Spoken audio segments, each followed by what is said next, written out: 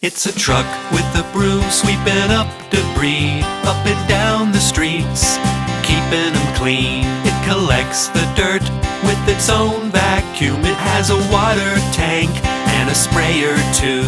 It's a street sweeper rolling down the street, cleaning it up so it's nice and neat.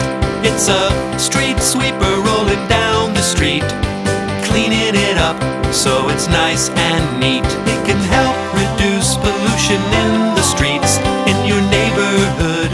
It's spraying debris, it collects it with the broom, then vacuums it up.